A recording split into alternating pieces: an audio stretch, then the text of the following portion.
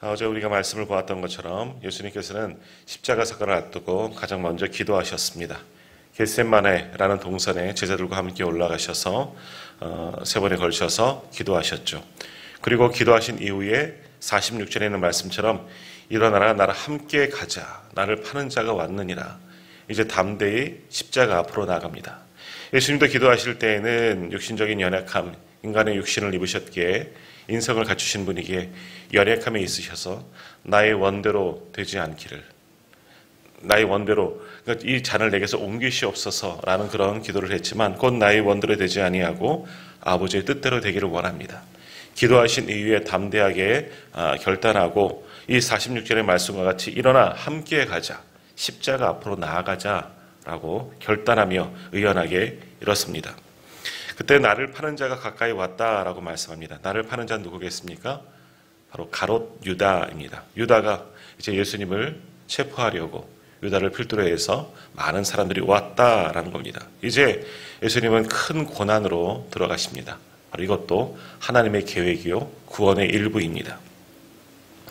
자, 이러한 가롯 유다의 배신은 이미 예고되어 있죠. 우리가 읽지는 않았지만 마태복음 26장 21절에서 25절에 마지막 만찬 때 예수님께서는 유다가 이미 배신할 것을 예고하신 말씀이 그렇게 나옵니다. 그 이후로 유다는 굉장히 바빴겠죠. 시간이 많지 않지만 제사장들에게 가서 예수를 팔겠다고 그렇게 이야기하고 또 돈을 받고 또 신호를 맞추고 군병들을 데리고 급하게 예수님이 계신 이 겟세마네까지 와서 이 모든 것을 이루기 위해서 분주하게 아마 다녔을 겁니다. 유다의 계획을 세우고 그것을 실제화하기까지 많은 시간이, 많은 준비가, 많은 계획들이 유다도 사실은 필요했겠죠. 자, 이러한 유다를 향하여 성경은 말씀하시기를 12 중에 하나이다 라고 말합니다. 그러니까 그것은 21절에 나오는데요. 너희 중에 한 사람이 나를 팔리라 하는 그 말씀과도 마찬가지입니다. 12 중에 하나이다라는 것은 제자 중에 하나인 것이고 예수님의 정말 가장 측근 가운데서도 예수를 믿는다는 사람들 가운데서도 이렇게 예수님을 부인하고 배신할 자가 나타난다 하는 것을 또한 의미하기도 하는 겁니다. 예수님은 다른 사람이 아니라 가장 가까이에서 함께 다녔던 제자 중에 하나로부터 그렇게 배신을 당하고 팔리게 되었다라는 겁니다. 이제 유다와 함께 온 사람들은 누굽니까? 대제사장들과 백성의 장로들입니다. 로마 군병들이 아니라 어찌 보면 성전 경비병들이라고 할 수 있는 거죠. 대제사장들과 유대 종교 지도자들이 보낸 사람들과 함께 같이 오는 겁니다. 마치 큰 범죄자, 반역자를 잡는 것처럼 그들은 칼과 몽치, 짤막한 몽둥이입니다. 몽치를 들고 흉악범을 잡으러 온 것처럼 수많은 무리들이 찾아왔습니다. 48절, 오늘 그러면 48절에 보면 예수를 파는 자라고 유다를 가리키고 있죠. 그래서 유다는 예수님께 와서 서로 미리 약속한 그 신호를 따라서 예수님께 입맞추게 되고요. 49절에 보면 예수께 나와 입맞추며 랍비여 안녕하십니까 하며 인사를 마치 예수님께 인사를 하는 것처럼 보여지지만 이미 군병들과 다 신호를 마친 유다의 계획대로 각본대로 모든 일들이 진행되고 있는 것처럼 보여집니다. 지금 유다는 예수님께 나와 입맞추며 인사하지만 당시 서로 입맞추는 것 유대 사회에서는 흔한 인사입니다. 그러나 사실은 제자가 스승에게 이렇게 입맞추는 행동은 해서는 안 된다는 겁니다. 모욕적인 행동이죠. 스승이 제자에게는 할 수 있지만 반대로 하는 경우는 스승을 모욕하는 행위가 될 수가 있다는 겁니다. 또 이렇게 제자가 스승에게 입맞추는 것은 성경에 여기밖에 또한 나오지 않는 겁니다.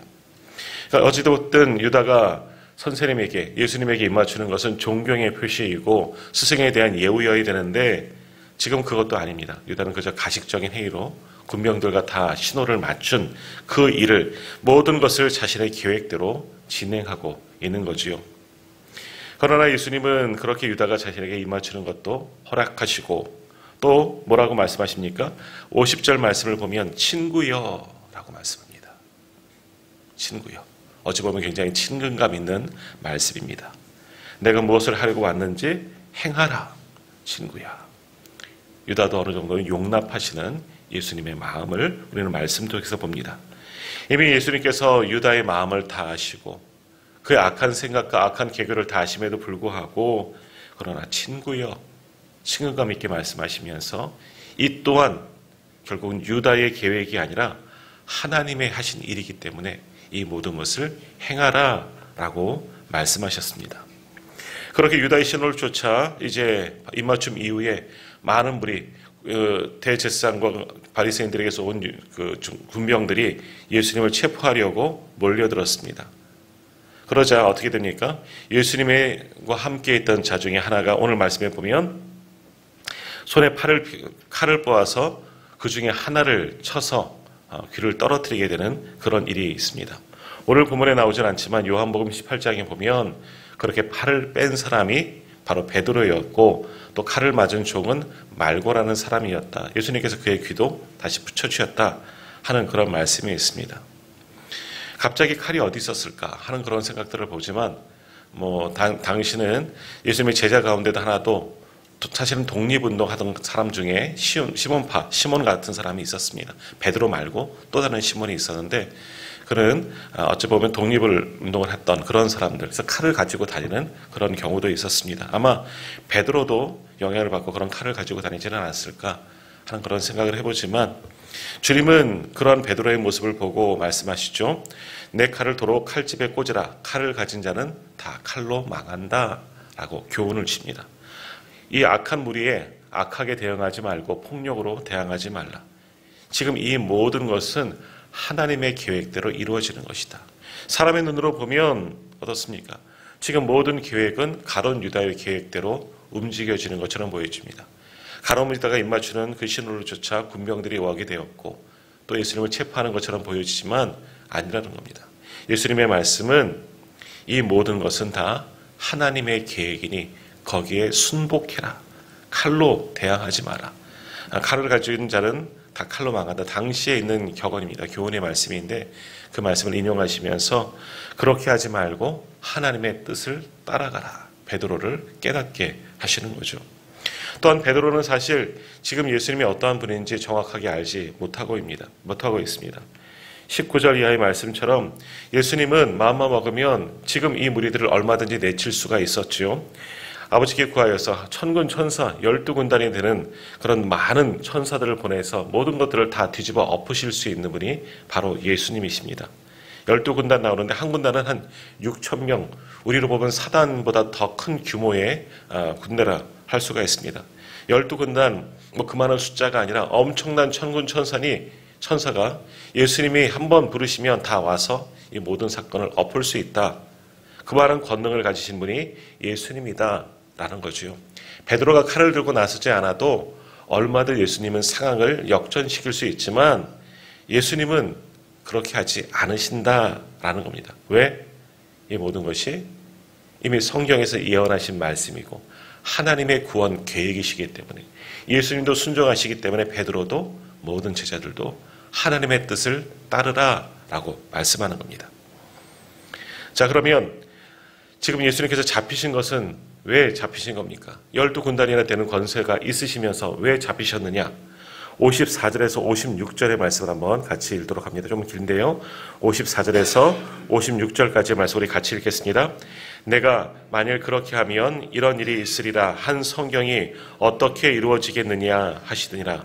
그때 예수께서 무리에게 말씀하시되 너희가 강도를 잡는 것 같이 칼과 몽치를 가지고 나를 잡으러 나왔느냐? 내가 날마다 성전에 앉아 가르쳤을 때 너희가 나를 잡지 아니하였도다. 그러나 이렇게 되는 것은 선지자의 글을 이루려 함이니라 하시더라. 이에 제자들이 다 예수를 버리고 도망하니라. 아멘. 지금 예수님께서 잡히신 것은 바로 이 말씀, 주님의 말씀처럼 성경에 이루어지게 하려고 선지자의 글을 이루려 하려고, 그러니까 이미 구약에서 말씀하셨던 그 모든 예언의 말씀대로 주님도 행하시고 그것이 응하게 하려고, 이루어지게 하려고, 이것이 바로 하나님의 뜻이기에 주님은 그저 조용히 체포당하셨다. 저항하지 않으시고 또 천군 천사도 불러오지 않으시고 상황을 역전시키지도 않으시고 잡혀가는 일이 아버지 하나님의 뜻이기에 그대로 순종하셨다라고 말씀하는 겁니다. 자, 겉으로 보면 어떻습니까? 모든 상황은 유다의 계획입니다. 물론 예수님을 죽이고 싶은 대제사장들과 이 바리새인들, 유대 종교 지도자들의 계획은 있었지만 사람들에게 곤란이 소요가 일어날 것 같아서 두려워하지만 거기에 유다가 등장하게 되는 거죠. 예수님의 제자 유다가. 그래서 유다가 개교를 주고 유다의 신호를 쫓아 모든 일들이 일사천리로 이루어지는 것 같지만 그것이 아니라는 겁니다. 우리 주님은 분명히 알고 계십니다. 유다가 이렇게 배신할 것도, 이 모든 일들이 유다의 계획대로 이루어지는 것은 사람의 계교가 아니라 하나님의 뜻이라는 거죠. 이미 구약에서 배신할 것도 예언하셨고 이 모든 일이 하나님의 뜻, 하나님의 계획대로 다 이루어지고 있다. 그러니 예수님도 거기에 순복하여 일어나 함께 가자 말씀하셨던 것처럼 주님께서, 하나님께서 계획하신 그 길대로 그렇게 나아가고 계신다 하는 겁니다. 그러니 예수님은 이 모든 것을 보시면서 제자들에게 또 우리에게 선포하는 겁니다. 무엇이든지 하나님의 뜻대로 해야 한다. 하나님의 관점으로 모든 것을 보아라. 사람이 계획하는 것도 아니고 사단의 역사도 아니고 하나님께서 지금 모든 것을 주관하고 계신다. 기도하실 때도 어제 우리가 보았지만 예수님께서 기도하실 때에도 아버지의 원대로 되기를 원합니다 라고 기도하지 않으셨습니까? 그러니까 지금 이루어지는 모든 것은 예수님도 자신의 모든 것을 하나님께 맡긴 겁니다. 이것은 하나님의 뜻 가운데 이루어지는 것을 분명히 알고 계시기에 칼을 든 베드로도 막으시고 그저 순순히 잡으러 온 우리에게 저항하지 아니하시고 자신을 내어주신 그런 예수님의 모습을 보게 됩니다. 하나님의 구원 계획을 이루시고자 이 모든 일을 다 주님께서 친히 담당하셨다라는 겁니다. 자, 이렇게 예수님께서 체포되셨는데 제자들은 어떡합니까? 조금 전에 칼을 빼어든 베드로를 비롯한 호언했던, 장담했던 그 모든 제자들은 56절 마지막 말씀처럼 다 예수를 버리고 도망하였다. 그 자리에 피하여 다 도망하고 오직 예수님만 체포되었다라는 겁니다. 참 외롭게 십자가의 길을 가십니다. 그러나 이 말씀도 마찬가지입니다. 예수님이 힘이 없으셔서 그저 무능력해서 체포되신 것이 아니라 정말 이것을 다 엎을 큰 권능과 능력을 가지고 계셨지만 하나님의 구원 계획을 이루시기에 이렇게 하지 아니하시면 우리가 구원을 받지 못하기에 그저 주님은 순순히 체포하셨습니다. 어제 겟세마네 동산에서 우리가 말씀을 보았던 것처럼 기도하신 대로 아버지의 하나님의 진노의 잔을 마시려고 이 모든 것을 그저 묵묵히 담당하시고 따라가셨다라는 겁니다. 자, 이제 이렇게 예수님은 체포되고 제자들은 다 도망가고 이제 예수님은 대제사장 앞에 잡혀가 신문을 받게 됩니다. 대제사장도 예수님이 어떤 분인지 알지 못하기에 하나님의 아들이심을 깨닫지 못하기에 이렇게 무례를 하고 모욕을 주며 자기가 뭐라고 예수님을 심판하고 있는 겁니다. 자, 57절 말씀을 보면 이때 예수님께서 어디로 잡혀가십니까? 대제사장 가야바, 그러니까 가야바의 집으로 갔다. 이미 거기에는 서기관과 장로들, 그러니까 유대인 종교 지도자들, 어찌 보면 이들이 사내들인 공회원들인 거예요. 유다의 정부인 거죠. 그리고 종교적 재판이 되는 겁니다. 그래서 거기서 새벽까지 계속해서 예수님은 재판을, 이제 신문을 받게 되는 겁니다. 사실 이 가야바의 집은 재판정이 아닙니다. 지금 유대인들은 사내들인 공회원들도 함께 모여있지만 모든 집판은 종교와 정치가 일치하는 국가이기 때문에 성전에서 이루어져야 하는데 지금 밤이라서 성전에 가지 못하는 겁니다. 그러니까 급하게 대제사장인 가야바의 집에서 이 모든 것들을 이루어지는 거죠. 예수님의 재판도 처음 거기에서 진행되어지는 겁니다. 그러니 이 재판은 처음부터가 불법인 겁니다. 예수님을 체포하는 것도 법에 맞지 않고 예수님을 심판하는 것도 유대법에는 사실은 맞지 않는 거죠. 모두가 다 불법으로 일을 처리한 거죠. 하루라도 빨리 예수님을 죽이고자 하는 저들의 마음을 우리가 이 말씀 속에서도 읽을 수가 있습니다. 자, 이렇게 예수님께서 잡혀가셨을 때 58절에 보면 그래도 베드로가 멀찍이 서서 예수님을 쫓아가는 것을 보게 됩니다. 왜 쫓아가느냐? 예수님을 지키기 위해서도 아니고 결말이 어떻게 되었는지 알기 위하여 쫓아갔다. 성경은 그렇게 말씀하고 있습니다.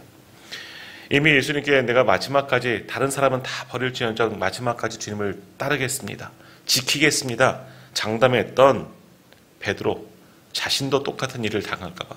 조금 전까지 칼을 빼고 그렇게 나섰던 베드로는 이제는 무서워서 그저 멀찍이 아마 숨어서 그렇게 예수님을 쫓아가지는 않았을까 하는 그런 생각을 해봅니다.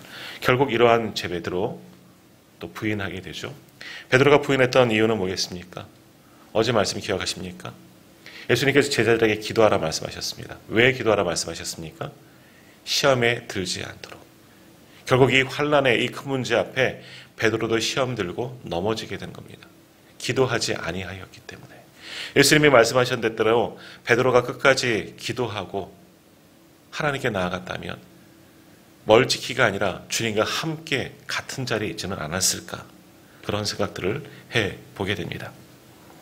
자, 이렇게 아무튼 예수님은 체포되시고 가야바, 대제사장 가야바의 집에서 불법 재판을 받으시는데, 이제 재판을 받으려면 증인들이 있어야 하고 증거가 있어야 하는 겁니다. 당시에도 그렇습니다.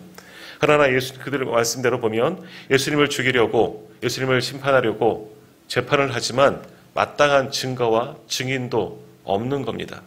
그래서 거짓 증거를 이용해서 예수님을 죽이려고 하는데, 그래서 거짓 증인들을 찾죠. 오늘 말씀에 보면 60절 보십시오. 거짓 증인이 많이 왔으나 얻지 못하더니 라는 말씀. 59절에도 그를 칠 거짓 증거를 찾음에, 재판 자체도 불법이고 재판을 하는 내용도 불법입니다. 예수님에 대한 혐의가 없는 거예요. 뭐라고 이야기할 것이 없는데, 그래서 아무튼 잡아 죽이려고 하는 그런 어떤 것들을 찾으려고 거짓 증거를 찾지만 거짓 증거도 없습니다.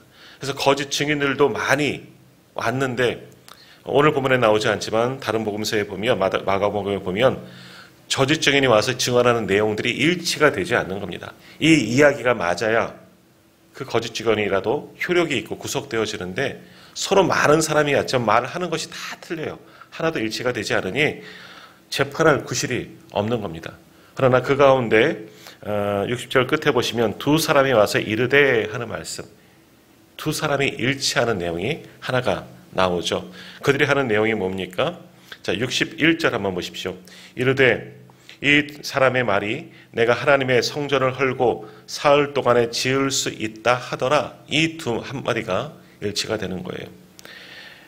예수님께서 성전을 헐고 내가 사흘 동안 지을 수 있다. 이게 뭐라고? 이게 거짓 증언 되는 거죠. 이것이 예수님을 죽일 이유가 되는 겁니다. 자, 예수님께서 실제로 이렇게 하신 말씀은 없고요. 비슷한 말씀이 요한복음에 나오는데요. 성전 정화, 우리가 수요일 날 말씀을 보았죠. 너희가 이 성전을 헐라 내가 사흘 동안에 일으키리라 하신 말씀이 있습니다. 내가 무너뜨리는 것이 아니라 내가 이 성전을 헐라. 물론 그 말씀도 진짜 예루살렘을 헐겠다는 이야기가 아니죠. 내가 결국 죽고 내가 사흘 만에 부활할 것을 이미 예고하신 말씀인데, 그것이 빌미가 되어서 그것을 고발하고 이것이 예수님을 법정에 세운 증거, 효력 있는 증거가 되어집니다. 두 사람이 말하였다는 것은 지금도 우리가 그런 증인들이 필요하지만, 당시 법정에서는, 유대사회에서는 두 사람 이상의 증인이 있어야지만 고소하고 재판받을 수가 있는 겁니다. 죄로 인정을 받을 수가 있는 겁니다. 많은 증인들이, 거짓 증인들이 와서 서로 이야기를 하지만 맞는 내용이 하나도 없었지만 단 이 두 사람 이야기한 것, 사흘 성전을 헐고 사흘 동안에 짓겠다, 이것이 일치가 되고 이게 고속거리가 된 거죠. 제사장들이 이 말을 듣고 예수님을 신문하는 겁니다. 네가 이 말을 하였느냐? 주님은 아무 말씀도 하지 않으시죠. 그래서 62절에 보면 이 사람이 너를 치는 증거가 어떠하냐? 이것이 참이냐? 네가 그런 말을 하였느냐? 예수님에게 묻지만 예수님은 침묵하십니다. 역시 그러나 이 주문의 침묵하심도 성경의 말씀을 이루기 위하심입니다. 이사야 53장 7절 말씀에 보면 이런 말씀이 있습니다. 그는 곤욕을 당하여 괴로울 때에도 그의 입을 열지 아니하였다. 잠잠한 양같이 그의 입을 열지 아니하였다 하는 이 말씀을 응하게 하려고 주님은 불법과 거짓 증거와 거짓 증언의 말에도 그저 침묵으로 일관하셨다. 성경의 말씀을 이루게 하시려고, 또한 이렇게 재판을 받으셔야지만, 불법적인 재판이지만 이렇게 받으셔야지만 하나님의 계획을 이루고 그래야지만 구원의 완성을 이루실 수 있기 때문에 침묵하신 겁니다. 계속해서 대제사장은 질문합니다. 내가 살아계신 하나님께 맹세하노니 내가 하나님의 아들 그리스도인지 우리에게 말하라. 이제 준비된 말을 이제부터 고소가 들어왔으니 이제부터 이야기하는 겁니다. 그래서 예수님께서는 내가 말하였다. 그러니까 대제사장이 네가 말했다. 네가 인정했다. 이야기하는 겁니다. 그러면서 64절에서 주님이 이 말씀만 하십니다. 64절 말씀을 한번 보십시오. 예수께서 이르시되 내가 말하였느니라. 그러나 내가 너희에게 이르노니 이후에 인자가 권능의 우편에 앉아 있는 것과 하늘 구름을 타고 오는 것을 너희가 보리라 하시니, 이 말씀을 하시죠. 이 말씀을 우리는 지금도 고백합니다. 오늘도 사도신경을 고백할 때 바로 이것을 고백하지 않았습니까? 장세된 삶 안에 죽은 자 가운데서 다시 살아나셨으며 하늘에 오르시어 전능하신 하나님 아버지 우편에 앉아 계시다가, 지금 우리는 이것을 믿음으로 고백하지만 당신은 이런 고백을 할 수가 없는 거죠. 예수라는 자가 사람이 스스로 하나님의 아들이라고, 오늘 이 예수님의 말씀에 보면 인자가 권능의 우편에 앉아 있는 것, 자신을 가리켜 인자, 구약에서 에스겔의 다니엘이 이야기했던 인자가 구름을 타고 올라간다, 이런 이야기, 그러니까 자신을 하나님의 아들로 이야기했다 하는 것을 또 제사장이 꼬투리를 잡는 거죠. 그래서 결국 이 말씀을 듣고 제사장이 뭐라고 이야기합니까? 신성모독이라. 65절 보십시오. 이에 대제사장이 자기 옷을 찢으며 이르되 그가 신성모독하는 말을 하였다. 신성모독하는 말이 뭐예요? 인자가 하나님 우편에 앉아있고 하늘 구름을 타고 내려올 것이다. 자기를 하나님과 동등하게 여겼다. 신성모독했다. 그리고 이 신성모독했기 때문에 예수를 죽여야 한다라는 겁니다. 사실은 당시 제사장들은 예수님을 죽일 권세가 없었습니다. 로마 정부에 있기 때문에. 그러나 이 말로 구실을 삼고 거짓 증거와 이 신성모독하는 말도 안 되는 이야기를 가지고 재판거리로 사형에 해당되는 제목을 가지고 이것을 가지고 로마 법정에 올리게 되는 겁니다. 우리가 나중에 보겠지만, 그래서 빌라도, 로마 총독 빌라도도 그것은 너희 일이니 너희가 알아서 하라, 그렇게 이야기할 수밖에 없는 겁니다. 왜? 불법적인 재판인 것을 빌라도도 알고 불법적인 고소의 내용도 알기 때문에 빌라도가 손을 떼려고 했던 것입니다. 자, 오늘 제사장은 예수님을 향하여서 사형에 해당되는 제목으로 신성모독을 거론합니다. 왜 신성모독입니까? 예수님께서 자신을 하나님의 아들로 말하였기 때문에.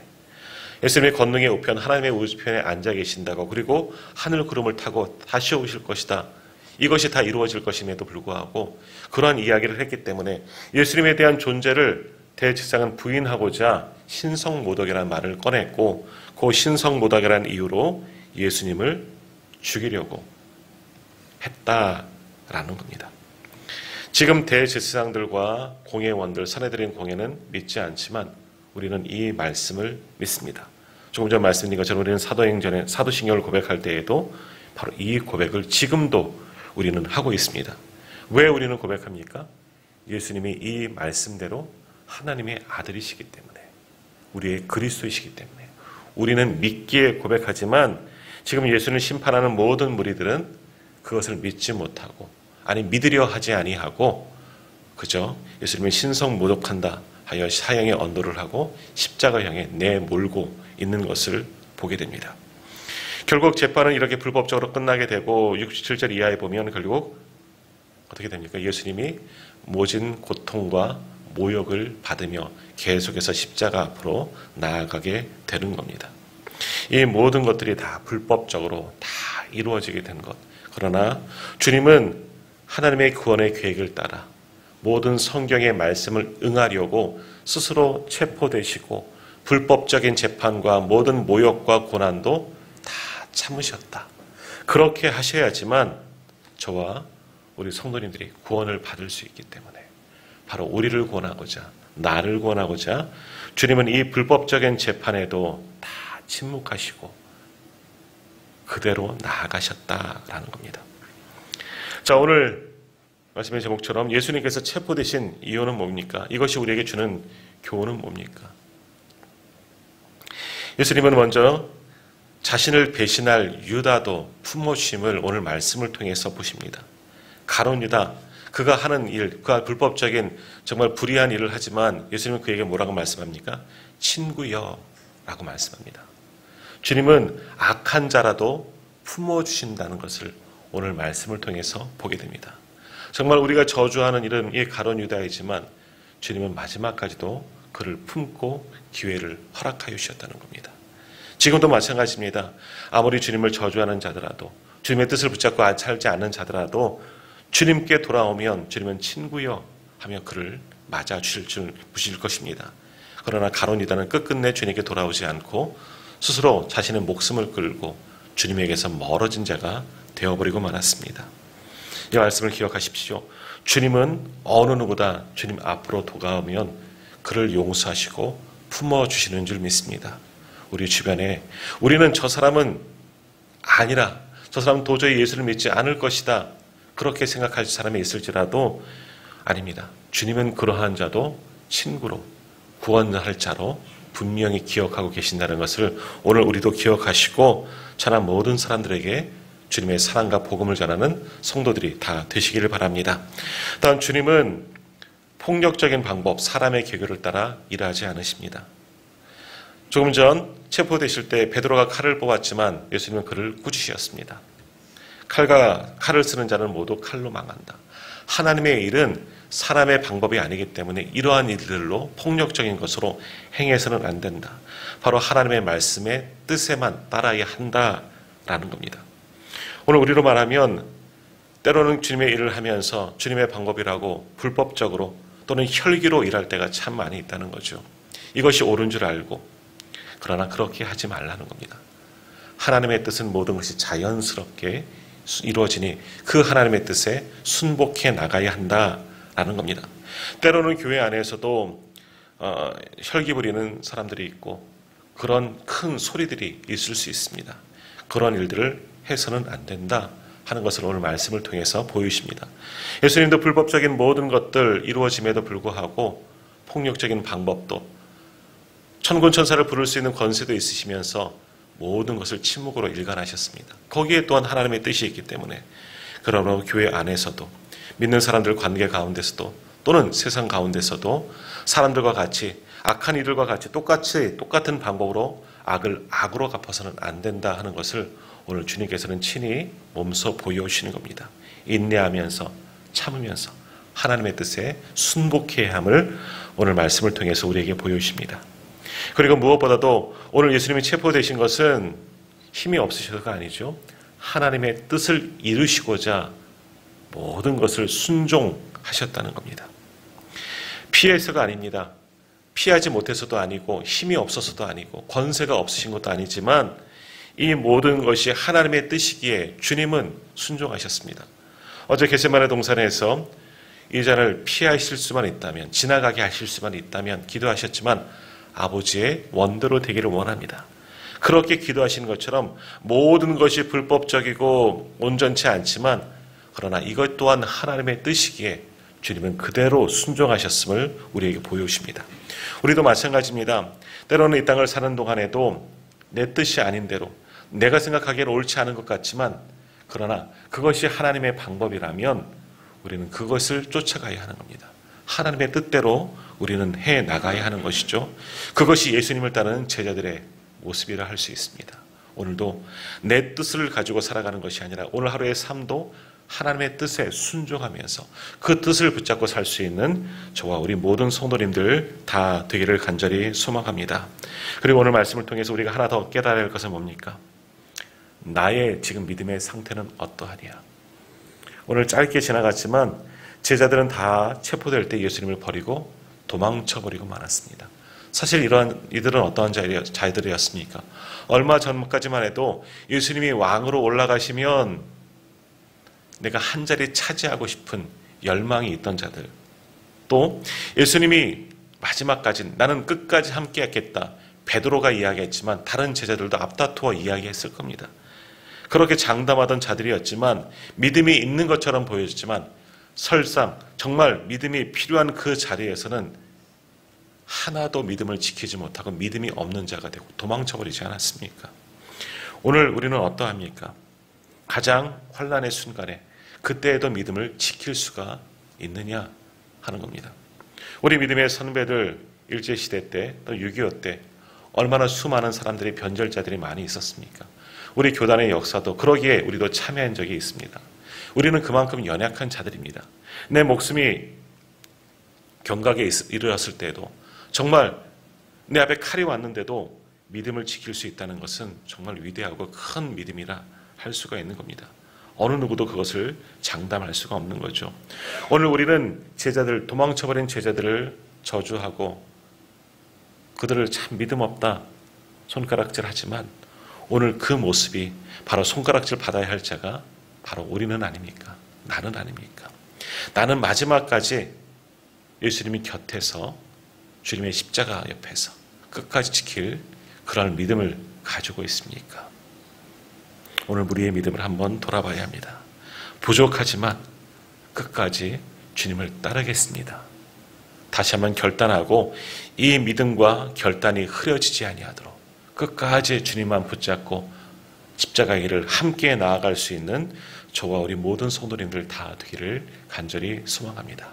주님은 오늘 우리를 위해서 체포되시고 불법적인 재판도 다 받으셨습니다. 그리고 십자가의 길을 나아가십니다. 그래야지만 하나님의 구원의 계획을 따라 우리가 구원받을 수 있기에 그 주님을 바라보면서 우리도 하나님의 뜻을 쫓고 끝까지 믿음을 지키며 주님의 뒤를 따를 수 있는 우리 귀한 성도님들 다 되시기를 간절히 소망합니다. 기도하겠습니다.